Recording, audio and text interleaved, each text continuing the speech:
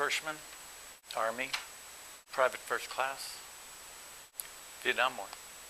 I went in August of '62. I got out July of '65. Napoleon, North Dakota. Worked on a farm. I quit in 11th grade and went in the Army. I chose to go. Well, one thing, I was 17, living alone, and I was going to get in trouble. I knew that. And I ran around a lot. I worked, took care of myself, but I didn't have anybody to answer to.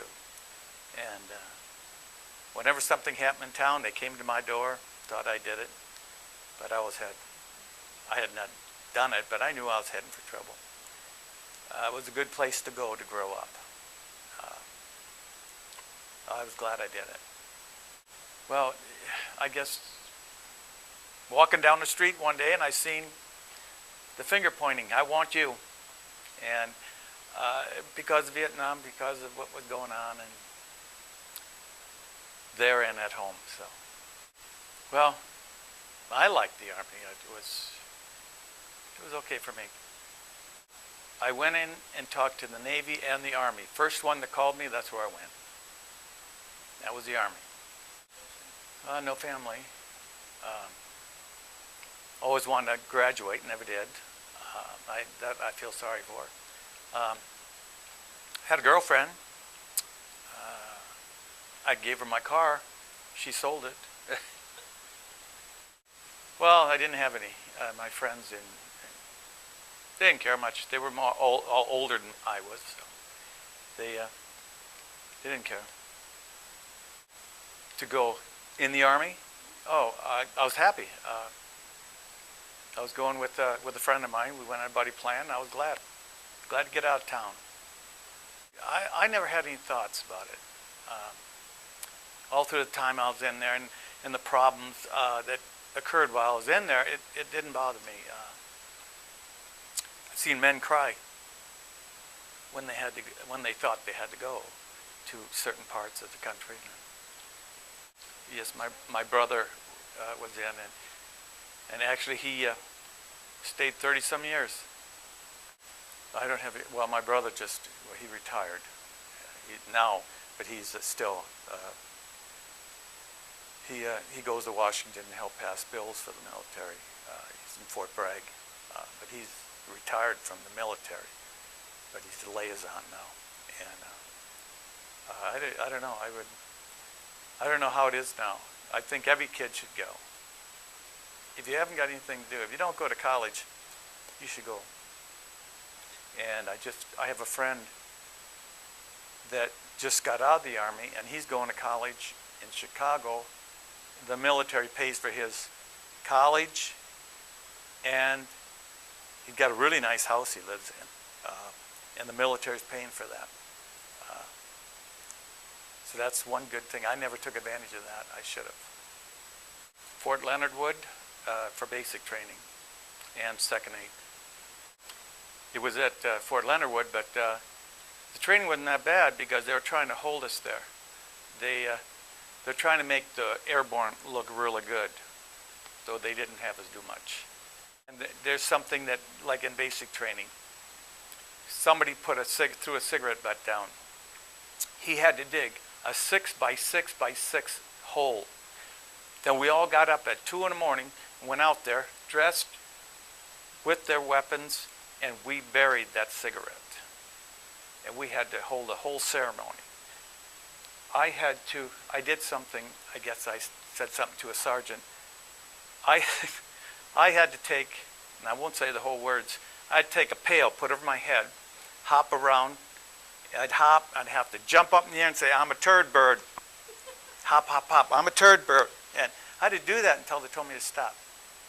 One time I had to, I was a platoon leader, and I stuck up for one of my guys, and the sergeant made me lay down, they called it dead bug rest, on your back with your legs and arms up in the air, and he had everybody come by and laugh. And that was the last day I was platoon leader. I turned that back in. I didn't think it was right. and somebody else took over. But those are the things they do that you're gonna listen. When I was 17, I got mouthy a couple times, and a couple times I got taken by the sergeant behind the shed. So, and I had to learn to listen, and I did. Well, it was really old. Fort Leonard Wood was really old. The walls, you seen the outside the wall, and the 2x4s, you didn't have an inside wall. You had old floor, you had a vinyl strip that was about 2 foot wide, and you had to keep that highly polished. We didn't walk on it. We kept it shined, and they checked it every day.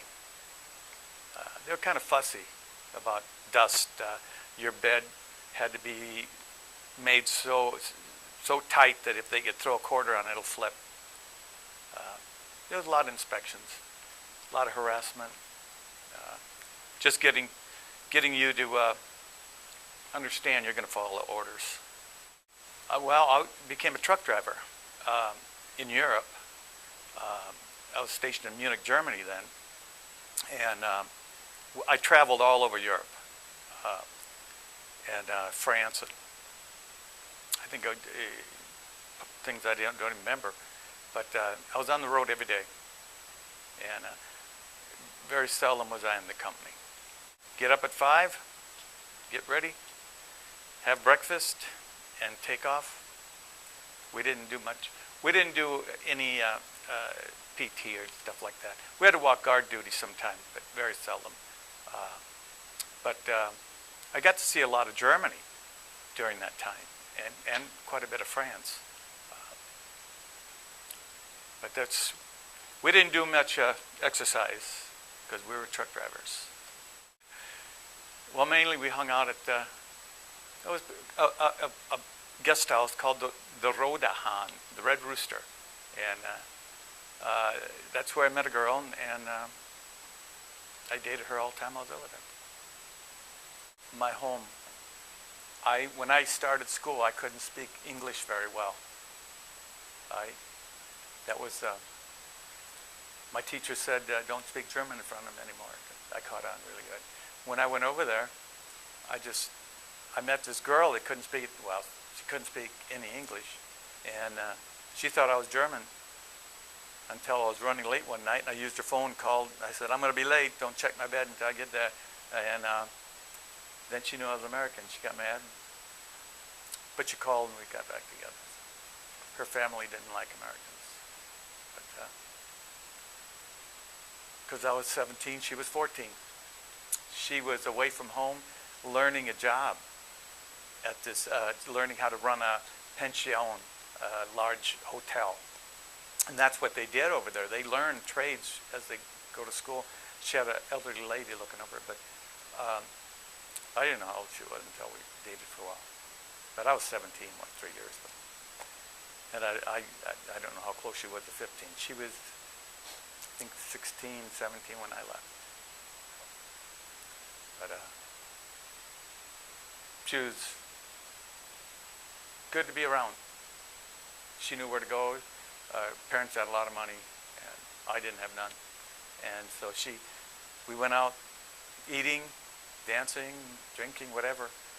And she paid for the whole thing for almost 3 years. Had a good time. She wrote me a letter, and she said, if I write her back, she'll be over. I didn't write her back. I just don't write well. And not that I didn't care, but her parents wanted me to be there after they got to know me to work in their business. They had the largest transport company in Europe, and they're pretty well off. And I didn't want to be tied down. And that would have been tied down. I didn't want to be tied down. I didn't know what I wanted to do. Army kind of, mess your mind up. And I didn't know what I wanted to do. And so I didn't write her back. I still have the letter, though. Too late to ride it back. I love German food. It's it's all homemade there. Wherever I went, it was always homemade. A lot of the best places in Munich was down in the basement. You walk along, you'll see the steps going down. If you went down there, that was probably the best places. In Germany, it was just, I did a lot of, at that time we could get by with a lot. And I was a truck driver, and I would take the truck and go on my own. I'd just take a little sightseeing thing. I came to a little town one time, and you can't leave your weapon in the truck, so I went into the guest house, and I come running in, my rifle like this, come running in, and whoa, this town didn't see Americans very often. And a soldier coming in like that, they thought it was war again. And yeah, they were up in arms. They were upset. In Augsburg, that town, there was a friend of mine went to a bar there and did not know we shouldn't have went. He went there and he almost got stoned to death. They threw rocks at him, and because at the end of the war, the Americans come in and just got into this place and just shot it up, killed a lot of people that weren't in the war. And we did some bad things too. And I talked to a lot of Germans about that they were upset with the Americans. When the war was getting over, we were doing a lot of bad things. But that was war too. That's the way it was. Especially dropping bombs all over, you know. But no, it's I love talking to the German people, and I even got invited. I was the only American member of a cowboy club. They did rodeos and everything, but I was the only one that could go into the meetings, and because I spoke German, they looked at me as a German, I guess. But I enjoyed that. And these guys, they throw knives at somebody standing there. And they could handle guns. They would use a whip, and the girl would sit there with a cigarette in her mouth and snap it out of her mouth. I held it out here, and they wouldn't want to get close with mine, but they could with a whip, they could snap that cigarette out of my hand. Nino, that was one. And one thing they never used was bad, like Jesse James. They didn't use his name. They used all good cowboys. But no, Germany was great. You go out in town, and it was just wonderful. The band, the dancing, everybody loved to dance. Went to places that the tables were only like that high off the floor because nobody sat. 3/4 of the place was dance hall and dance floor, and that's what everybody did. And we had a great time. But I don't know. Yeah, one time, we went to the Hofbrauhaus, the largest operating bar in the world, a block square, 3 stories high. We were on the 2nd story when,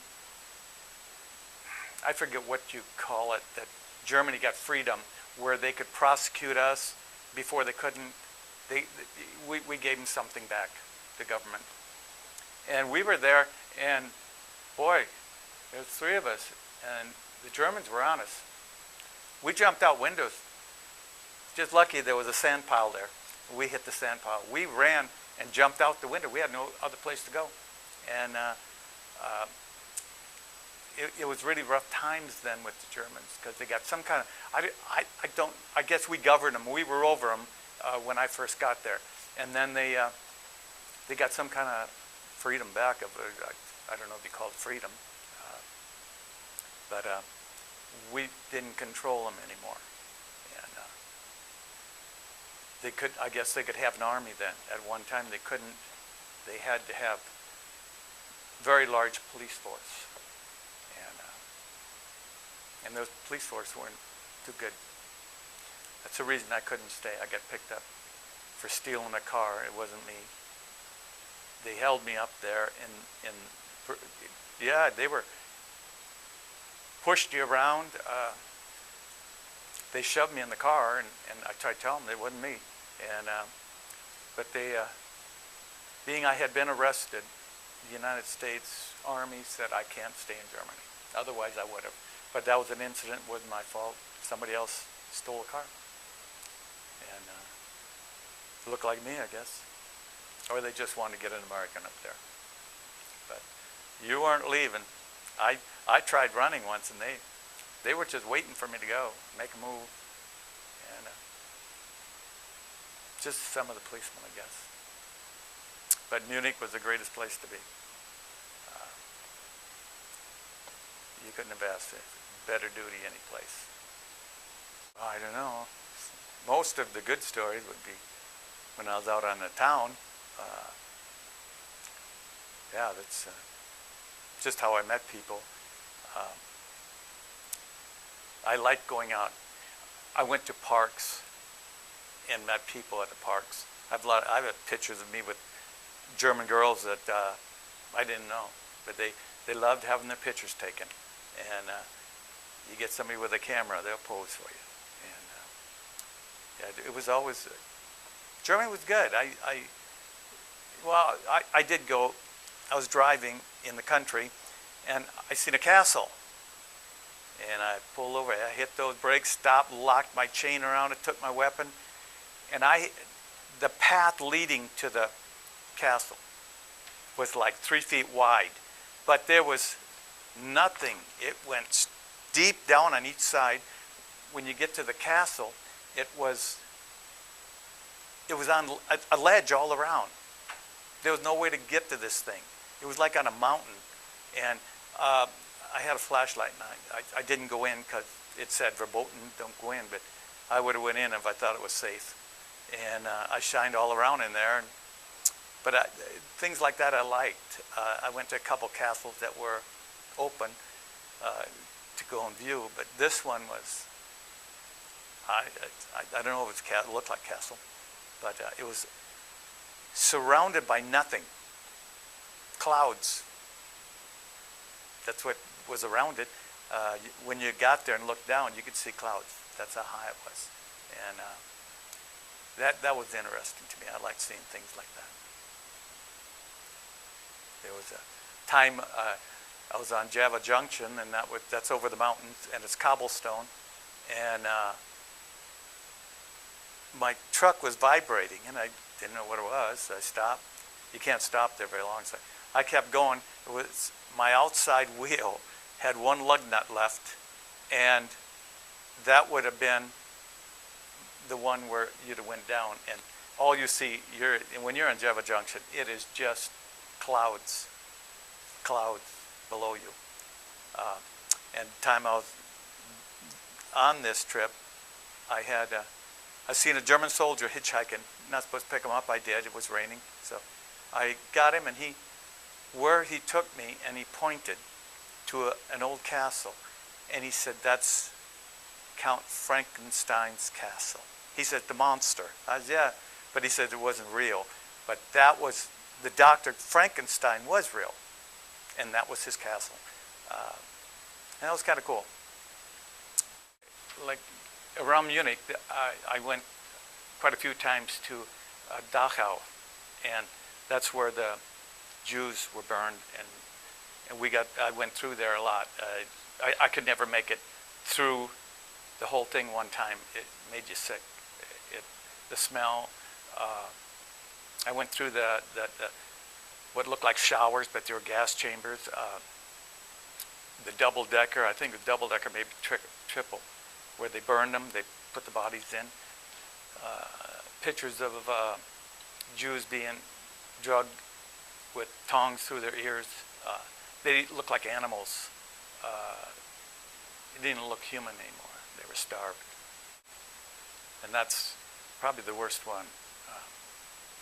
It was just being a German, my relatives, and what was done to these people, it was sad. There's still I seen a little container that tens of thousands of Jews' ashes went through this. and then they buried them over at a side, or they had a line pit where they would stand them up and shoot them, and they'd fall back into the line. And I guess it would eat them up or whatever. But you couldn't go through it all at once. You kind of, and you didn't want to eat before you went there. So that I learned right away. While I was in Munich, I went to a park, and it was on a hill, and it said, "This is the old Munich." That's the Germans. Some Germans didn't like us because right at the end of the war, we unloaded bombs over there, and this was part of Germany that we really hit hard. And they just bulldozed people, everything, whoever's in the ashes, bulldozed them up. They made a park out of it. They kept Alabama concerned. And in Alabama concern, they had these buildings. You could see where a bomb came through every floor, all the way down. It's still down there, and it's fenced off. You're not supposed to even get close to it. Nobody can. I drove a truck where I asked, "What's all the barbed wire around there?" They said, "That's where we know bombs are that didn't go off." I came into Munich once, and they, at Henry Kaserne, they were building a new officer's apartment, and they found something that said U.S. on it. 4 blocks around, the windows were blown out. We couldn't even, we had a hard time just getting to Fort Warner. But the bombs were still going off. They were still there from World War II. You'd think they'd be able to do something with it. But I don't know, I guess we were asked who'd go to Vietnam. Well, I volunteered. Me and 2 other guys volunteered all the time, 3 times. And we were on our trucks were on the plane, heading there, and twice got called off. The 3rd time we landed, we had something on our trucks which we didn't even know. Somebody got in the truck, we drove, unloaded, come back on the on our plane, and came back. That was tough.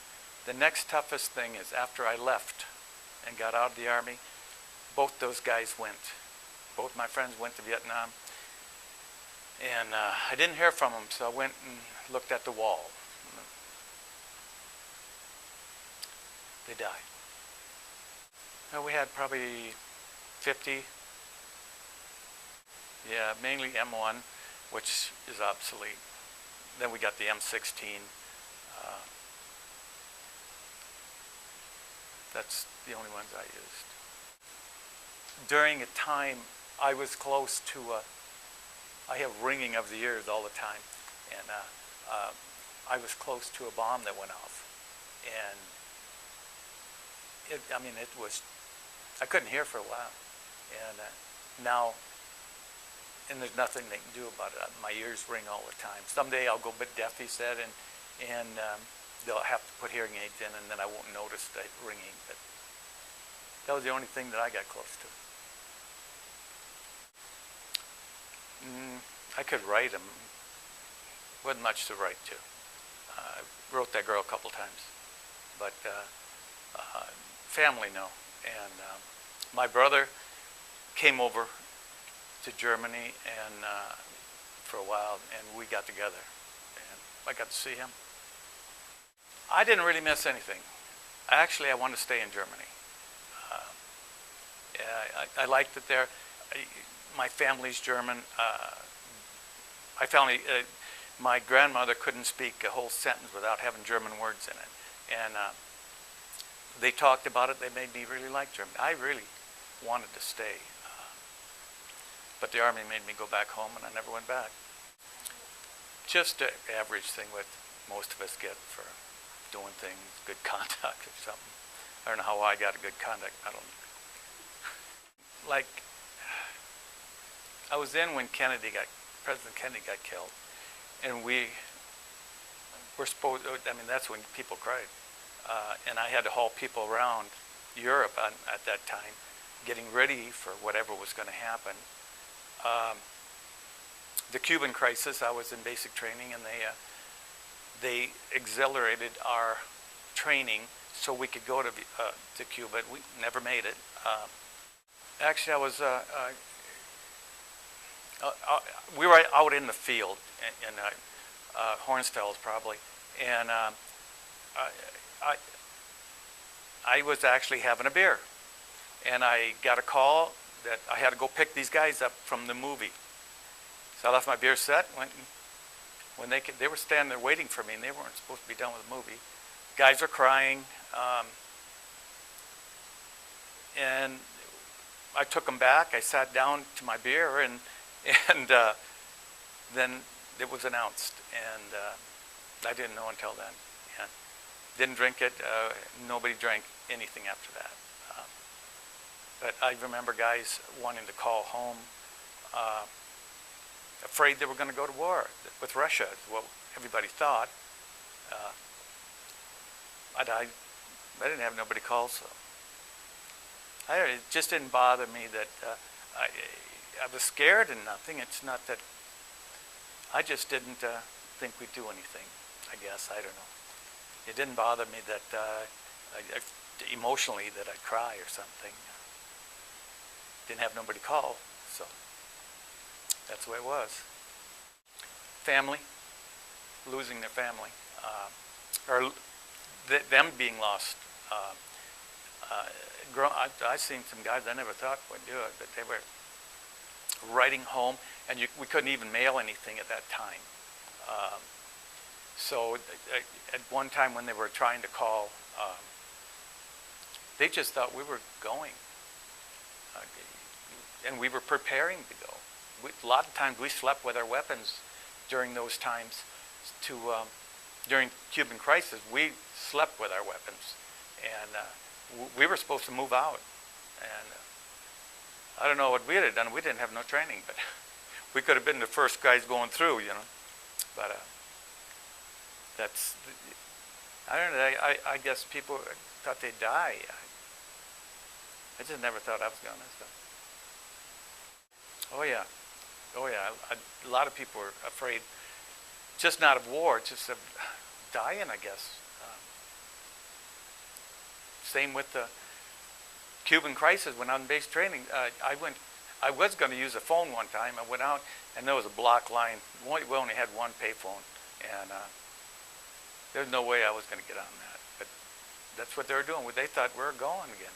You know, but I guess, I don't know if it's luck or what, we didn't go. Some units went. But like when President Kennedy got killed, that was a tough one. Tough on a lot of people. Well, in Berlin, when I was stationed there, and it wasn't very long that I was there, when somebody tried to come across, he was shot. He's laying there hollering all night, and nobody could help him. Our commander jumped up and said, anybody go out to help him will be shot, because it could have started a conflict. But he laid there all night dying. So I was treated really good because I could speak German, and I'd go out, and people thought I was German, and I had a good time, except in France. We had a woman throwing water at us. We went through towns where the streets were narrow, and the apartments went straight up from the street, and they were dumping stuff out on us, whatever it was, water or something. They'd throw garbage out at us as we went by. France didn't like us too much. Well, I think the worst one was when Kennedy got killed. And then when my buddies got killed after I left, they went to Vietnam. That was the worst. Well, the way it was over, you know, I didn't like how it looked like we ran. You know, it looked like we just gave up. And it shouldn't have been that way. We should have went all out and won the war, won the conflict. We didn't do nothing. Didn't change anything as far as I was concerned. Vietnam went right back to what it was, as far as I know. I never regretted going in. I kind of wanted to stay, but if I would have had more rank, I would have stayed. But I had a hard time listing. I had a hard time. Bed check-ins at 12. I couldn't make bed check all the time, so that's where I got in my trouble. Just coming in late. But other than that, no, I love the Army.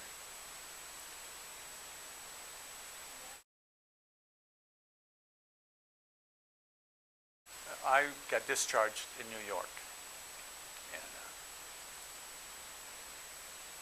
And then we just took a bus. And we got to Des Moines, 3 of us. And when we got off, there was a Navy guy running and a bunch of guys chasing him. So we took after them, and they left them alone. So now we're waiting there, and they're waiting outside. And if we went to the bathroom, we all had to go together. And then when the bus came, everybody was getting on that bus except me. As I didn't stay in there. So the bus driver said, I can take you as far as Iowa Falls. And he dropped me off just out of Iowa Falls, and I hitchhiked the rest of the way. I walked most of it. Finally, a salesman picked me up and took me right to the door in Cedar Falls to where I was going. And but they didn't like soldiers there either, I guess. This group of kids, thought we had money, I guess. Little they know, we only made $90 a month. So we didn't have any money. But no, it was okay getting home. After 6, 7 months, I was back to being normal again. I almost went back in. I couldn't function. I was told what to do. 3 meals a day. I could stop any place and eat. And clothes were washed for you, and everything was done for you, but you followed a certain pattern. And when I got out, there wasn't anybody there telling me what to do, and I had problems with that. But they told me, before you re-enlist, go 6 months. Don't come back for 6 months. And it took that long for me to start doing things on my own without being told what to do. And that's what basic training was. Well, one thing, it seemed like it was only a very short time that I was in. I was in 3 years. And back then, that's all you had to stay is 3 years. But I really didn't want to go. In a way, it was exciting, but I didn't have any place to go, so I could have stayed longer.